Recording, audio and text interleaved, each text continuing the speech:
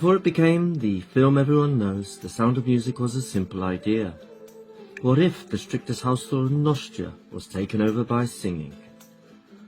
Set against the breathtaking Alps, the film follows Maria, a nun in training, who loves music a little bit too much, and she's sent to look after the 7 children of Captain Von Trapp, a man so serious he actually whistles orders.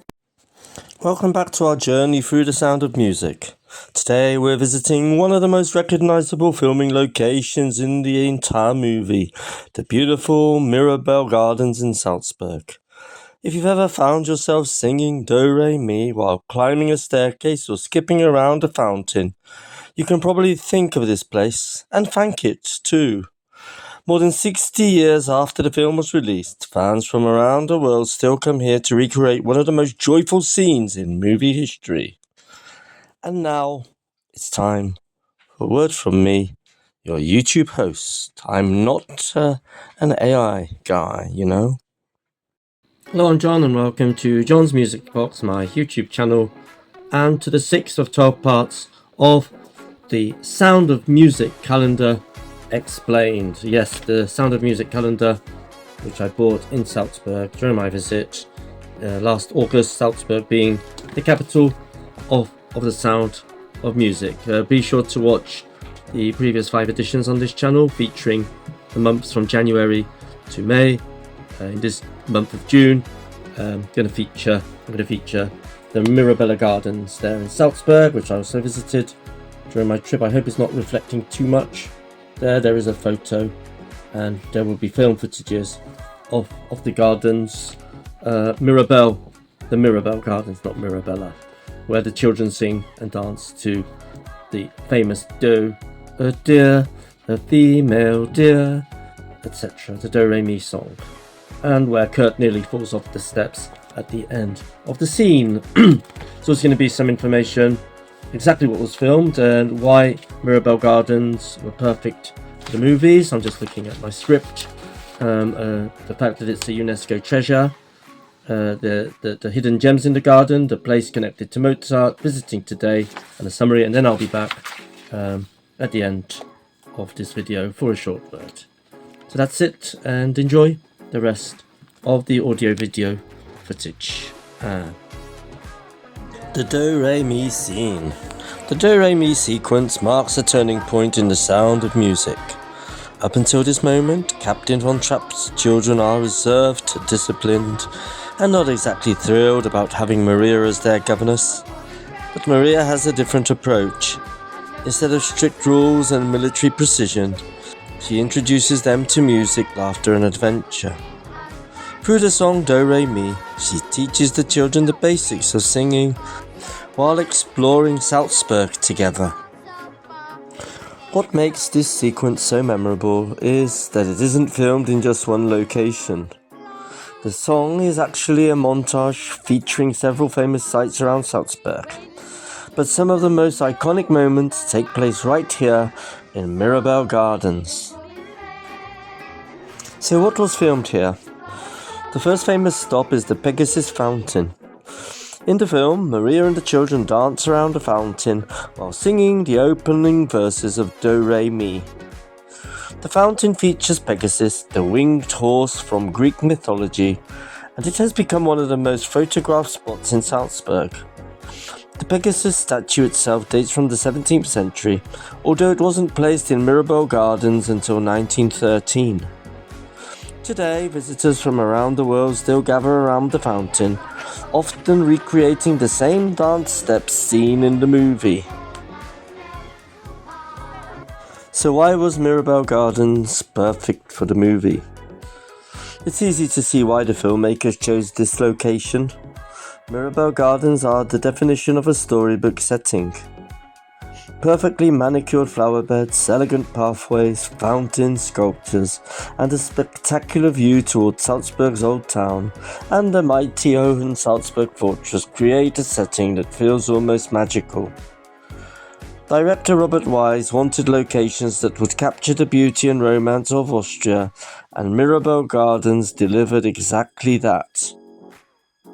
What about the history? Mirabell Gardens aren't just a movie set. They have a fascinating history that stretches back more than 400 years. The story begins in 1606 when Prince Archbishop Wolf Dietrich von Reichenau built a palace here for his beloved Salome Alt and their 15 children. Yes, 15. Quite remarkable considering he was a Catholic Prince Archbishop. The place was originally called Schloss Altenau. After Wolf Dietrich lost power, his successor renamed the palace Mirabell, combining Italian words meaning wonderful and beautiful.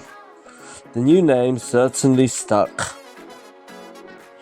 Over the centuries, the palace was redesigned into a magnificent Baroque masterpiece, while the gardens were transformed into one of Europe's finest formal gardens. The layout we see today largely dates from around 1690. It's a UNESCO treasure as well. Today, the entire Mirabell complex is part of Salzburg's UNESCO World Heritage Area and is considered one of the city's most important landmarks. What's especially impressive is the way the gardens were designed to frame the city. From certain viewpoints, your eyes are drawn naturally towards Salzburg Cathedral and the fortress rising above the city. It's not an accident. The Baroque architects carefully planned these sightlines to create a sense of grandeur and harmony. More than 300 years later, the effect is still breathtaking. The hidden gems in the gardens. Most sound and music fans head straight for the fountain and staircase, but there are plenty of other treasures here. The gardens feature sculptures representing the four elements: earth, air, fire, and water. These dramatic statues add a mythological touch to the landscape. There's also the Hedge Theatre, one of the oldest hedge theatres north of the Alps. Imagine attending a performance surrounded by live green walls instead of a traditional building. And then there's the famous Dwarf Garden, or Garten, filled with quirky marble dwarf statues.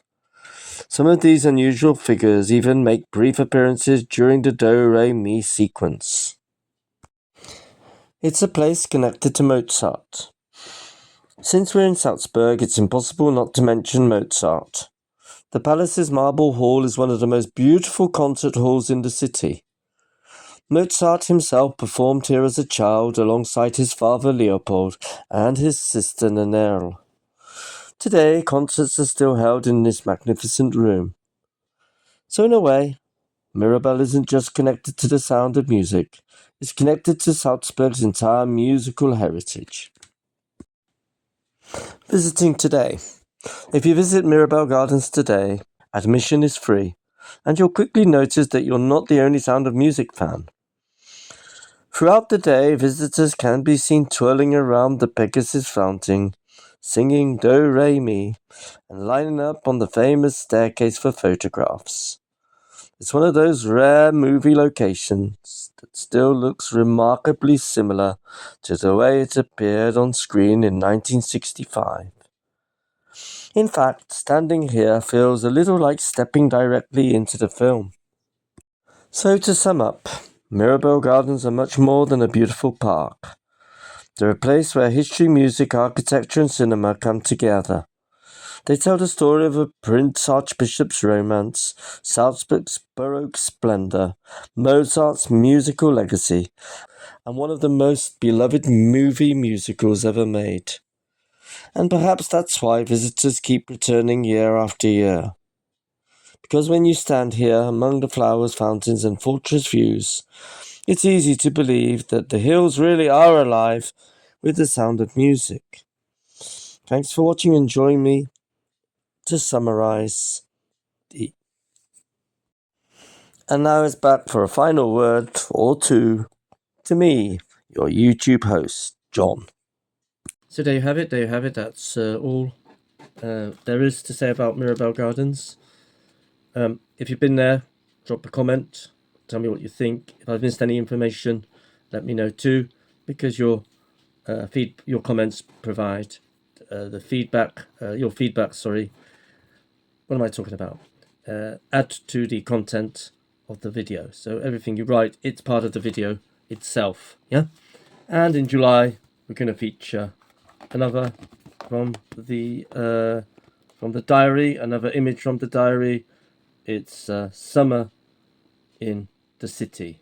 Yep. So that's where it all happens in the film itself. Thank you very much, and see you again in another video on John's Music Box.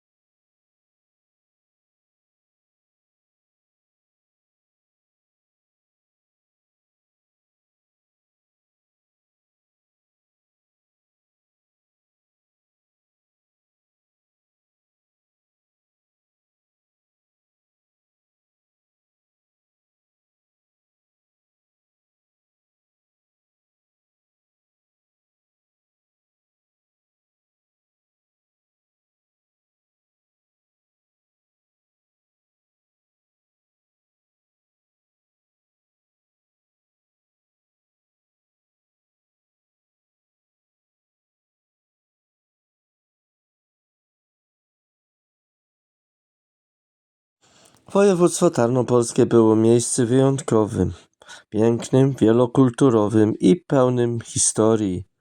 Dziś świat dawnych resów już nie istnieje, ale jego ślady nadal można odnaleźć w starych zamkach, kościołach i cmentarzach rozsianych po zachodniej Ukrainie.